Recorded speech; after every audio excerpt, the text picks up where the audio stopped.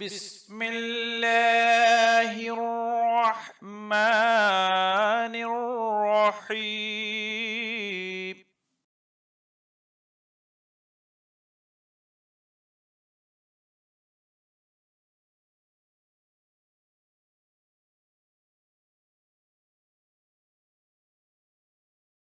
أعوذ بالله من الشيطان الرجيم.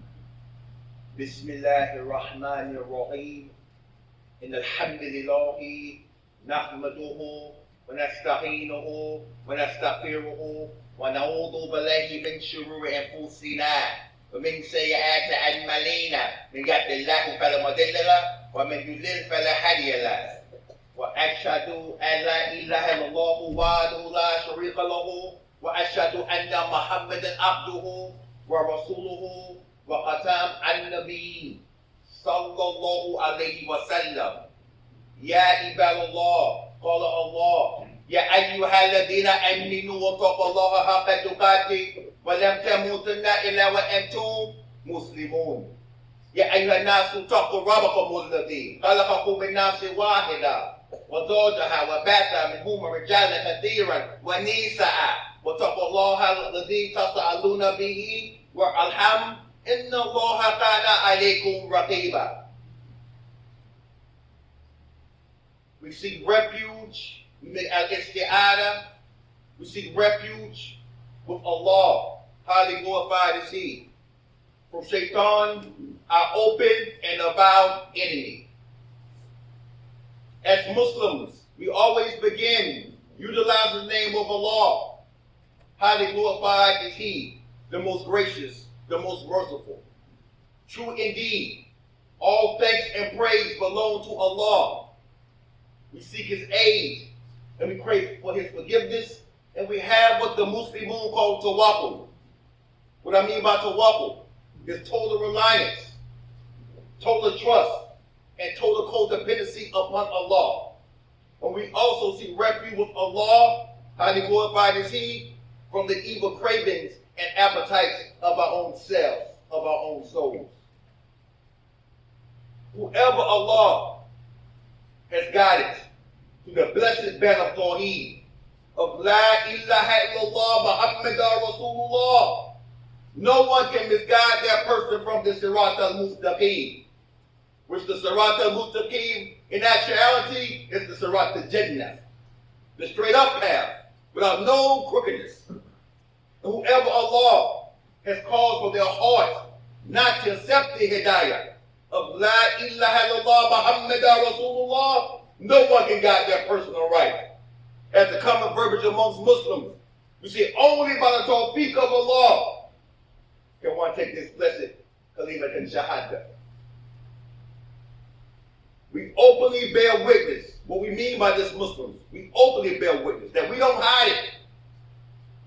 We openly bear witness that there's nothing worthy of worship except Allah Azza wa Jalla, who has no partners or associates.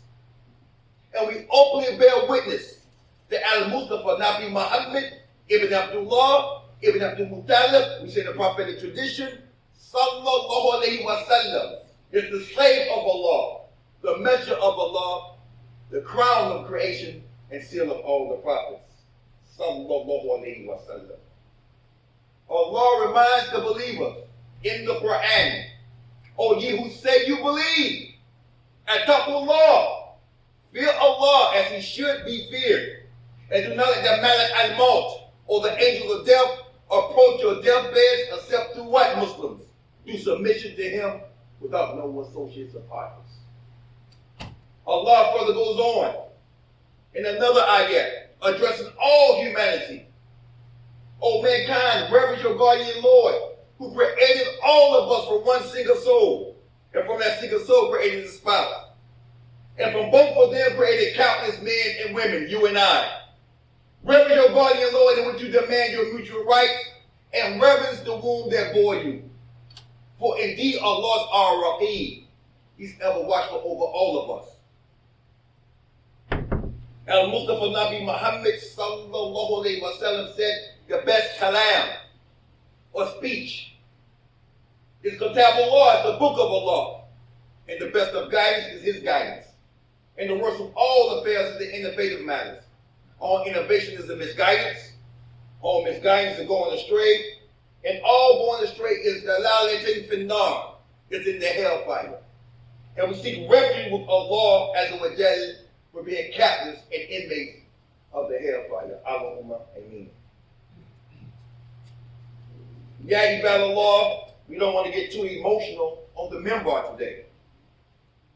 Because we're having our Eid of the week, Jumu'ah, during the best month of the year. Not only that, the best last 10 nights of the year. One thing special about this Jumu'ah, Muslims, is this what we call Jumu'ah to Wikdat. Jumu'ah to Wikdat. This is the Farewell Friday. This is our Farewell Friday. What do I mean by Farewell Friday? This is the last Friday of Shahru Ramadan. The last Friday. And guess what, Muslims? You will never, ever see this Friday again of Ramadan or this Ramadan again. You might say, well, Imam, I might live to see next Ramadan. But next Ramadan will not be this Ramadan. Don't get it twisted. We have to capitalize on this rahmah, what Allah Azza wa Jal has given us.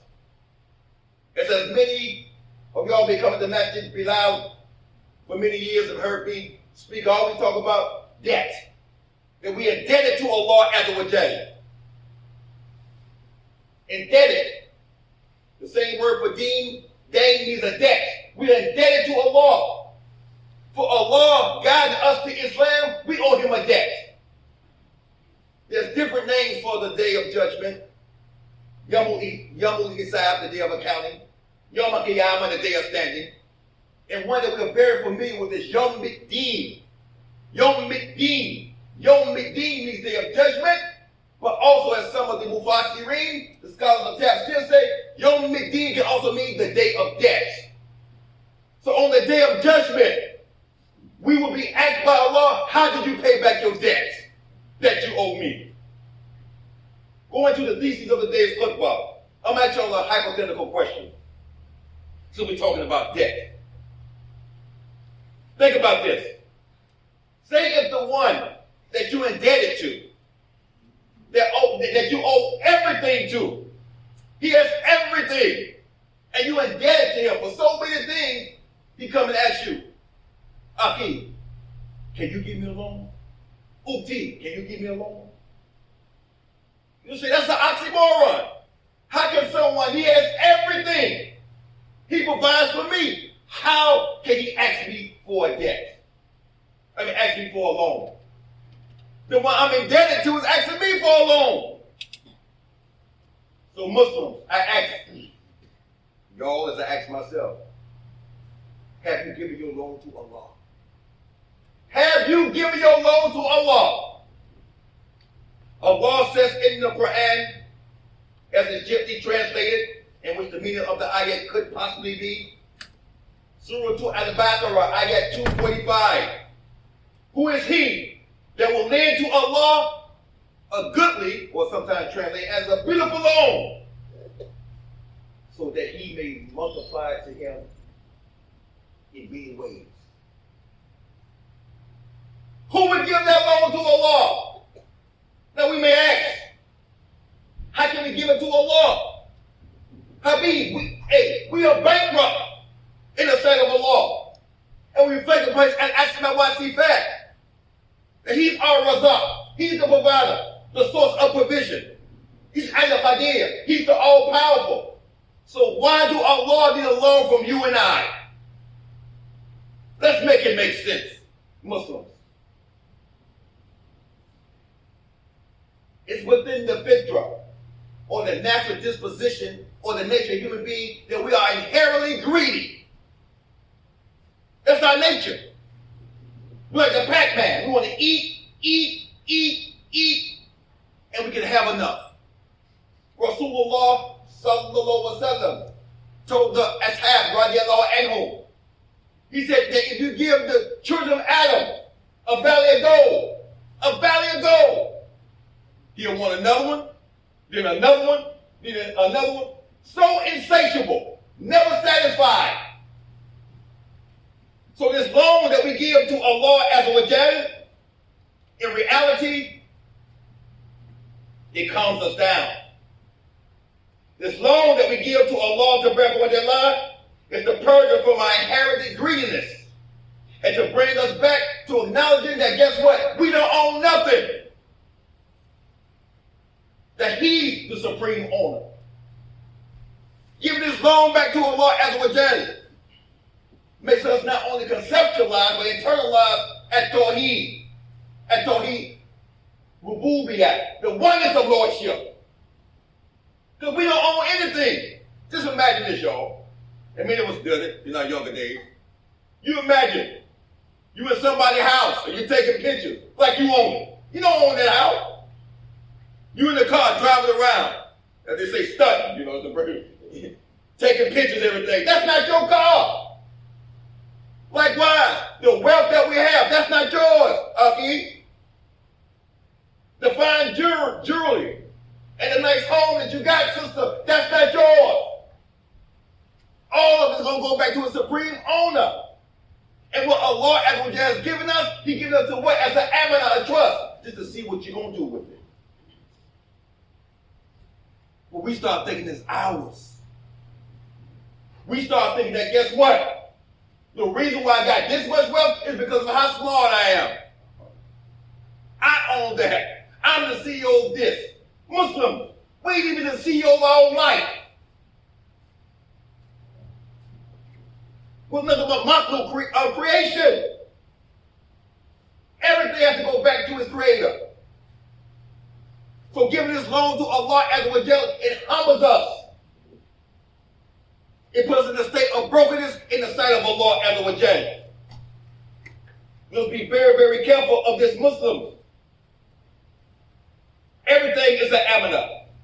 And since everything is an amanah, everything that we have, we are trusted to spend and give. Because everything has rights. And what type of loan are we talking about to Allah? We only talk about money? Yes, it's talking about money, but it's also talking about time. They say time is money, money is time. We don't own it. But we act like we own it. And the shaitan, especially when it comes to money, the shaitan tell you, hey, don't spend that. You know you'll go broke. Watch your credit. Watch your savings. But you know what's amazing? Muslims, you might have some accountants in here, but guess what, Muslims? It's always the time that we become accountants. It's always the time that we become accountants. And it's amazing. When do we become accountants? We become accountants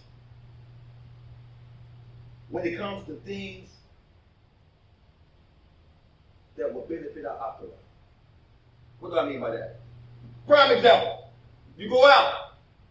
You've been wanting to go to this football game for so long. It comes to Atlanta. I'm going. Well, Habibi, your wife said the ticket is this much. I don't care how much it costs. I want to go. And you just buy the ticket. There's somebody at the football game come out and say, we got a little donation for children health care, whatever. Oh, that's cost too much. You see how you misprioritize things.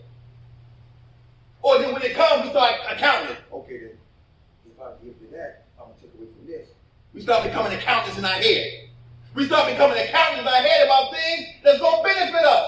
We start becoming accountants about things that is our Sirat Jannah. What is our pipeline agenda? But when it comes to things within this doing it that don't bring us no benefit, we don't think about it. Okay, how much it costs? I want to get it. You see how perverted our minds is? You see that? We become accountants automatically of things that does not bring us a benefit. And I wonder how many accountants we're going to have today for the fundraising. We're going to see. Accountant. How many brothers want to play at this home? How many want to go to Disneyland? Okay, I'm in. It don't matter how much it costs. Huh? How many want to go to Dubai on vacation? Oh, I'm in. How many want to make Umrah? Oh, no. Let me check. You see where our mind's at? And this is the month of the Quran. in the month of the Quran, the essence is the month of the Quran, Ramadan. This is the book. It is guidance without doubt to those that have what? Taqullah, that feel this is the book. It is guidance without doubt to those that what? Believe in unseen. The Mutaqi. The Mutaqi, the God conscious. But Allah gives a description of the Mutaqin. Allah gives a description of who this book was revealed for. Now we know it's for all humanity, Muslims. We know that. But the one that's going to receive this hidayah, this guidance, of three categories. Number one, those that what? Believe in the unseen, the ghaib. Number one. Number two, those that establish what? Salat. Number three is what? This is what we have a problem with. And those that spend out of what we have provided for them. We got the first two good. I believe in the ghaib, the unseen. And mental law. I believe in the law. The malaik, I believe in all of that. I make my salat all day, every day, and the sunnah. But when it comes to donate something to the Masjid, and we know this in that ayah, the law, the bread, what the law, it says, spend out of what we have given them. It's not yours, dude. It ain't yours.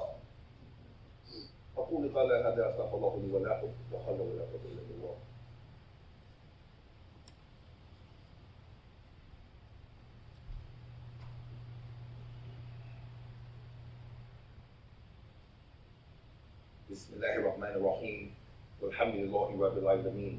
Wassalatu wassalamu ala Rasulullah sallallahu wa sallam wa alihi wa sahbihi ajma'in amma ba'd.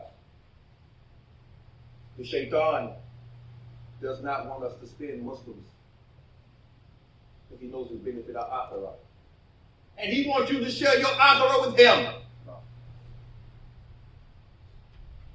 Our Prophet Muhammad sallallahu alaihi wasallam, when it deals with Iman, in one hadith collected by Sahih Bukhari, Sahih Muslim, he said that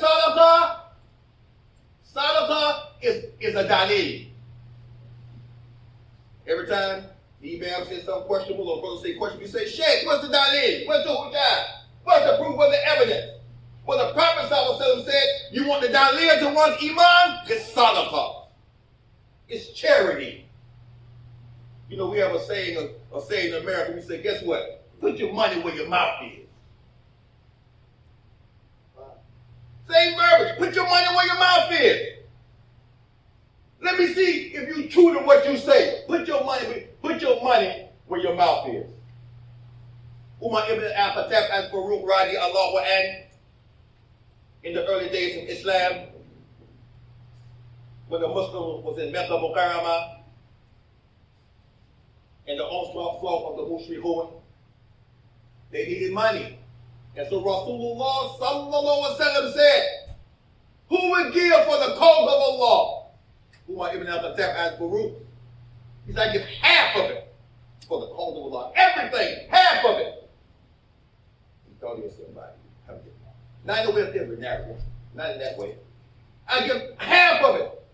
He said, when I said that, I thought I was the best man that day in the sight of Allah and the sight of his Rasul. And Abu Bakr as-Siddiq, radiallahu anhu, he said, I give everything I own for the cause of Allah. Now we know how the story goes. Rasulullah sallallahu alaihi wasallam said, what have you left your family, Ya Abu Bakr? What have you left your family? He said, Allah Azza wa Jal wa Rasuluhu. Allah and his messenger. Sallallahu alayhi wa sallam. When he made that statement, that's when he got the attribute as-Sadiq. Now we know as-Sadiq means friend. But as-Sadiq also means truthful. He was true in his faith in Allah. He was true to the mission of Islam and he gave up everything. And also, what would suffice his family? Allah and his messenger. That's the true application and understanding of at-Tawheed. Understanding that if I sacrifice everything for the cause of Allah, Allah will always take care of the believers. Don't get it twisted, Muslims. Always. Think to yourself. It's been times you thought you couldn't get out of something. How am I going to do this? How am I going to pay this bill? How am I going to do it? Did not Allah come through? No, just estimate that they make. of Allah. Let's be very, very conscious of this. Ya ibadallah. Who will give this loan? And the loan can be time. Your time, sacrificing. We have different committees in this masjid. And only less than 1/3 of people on these committees. Your time. Everybody here has a field or a trade. Everybody has something to contribute. And we say contribute not just to Masjid Bilal, to contribute to the cause of Islam. We must understand this. We have to kill this selfish nature. And that's what Ramadan has come to do for us. We fasted from sun up to sundown. We're modifying our character. We're working on our akhlaq, our character, our adab, our etiquette. We're sacrificing, burning up desires. So we can come to Allah as a wajal in a way that's pleasing to Him. And returning back to our natural disposition as human beings. So ask yourself, what have I given? How can I get closer to Allah? What can I give? What can I contribute? On a consistent basis. The Prophet ﷺ said, Allah loves things that's done on a consistent basis. Think about that. Sadaqah. Be of the Sadiqeen. Sadaqah. And in our conclusion, one of the greatest sadaqah is sadaqah jariyah. You have two types of sadaqah. One sadaqah, it just only benefits you. Your ibadah to Allah, salat. That's between you and your Rabb. You will get rewarded for that. But sadaqah jariyah, education, educating Muslims, building a masjid, or assisting with building a masjid, or assisting with keeping the lights on in the masjid. I don't care if you pay $5 a month, if you want more than $5, but $5 a month to keep the lights on, guess what? You get some of that ajr. You get some of that reward. We don't look at it like that, but we'll say, no, I get more reward if I put 10 hours in overtime. We got it backwards. We do not analyze this dunya in the lens of Quran wa Sunnah. We look at this dunya from the eyes of Bill Gates and Elon Musk and all these kuffars. I ask you as I ask myself in my conclusion, what loan have we given to Allah? Allahumma salli ala Muhammadin wa ala ali Muhammadin kama salata ala Ibrahim wa ala ali Ibrahim innaka Hamidun Majid. Allahumma barik ala Muhammadin wa ala ali Muhammadin kama barakta ala Ibrahim wa ala ali Ibrahim.